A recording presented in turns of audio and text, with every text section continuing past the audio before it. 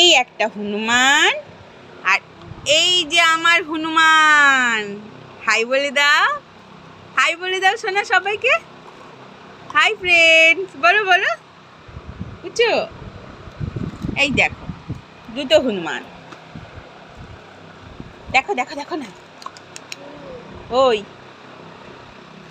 হ্যাঁ, তুই কি নিয়ে এত ব্যস্ত পাপা? কি করছো তুমি বলো, কি করছো এটা? কি করছো বলো? এই দেখো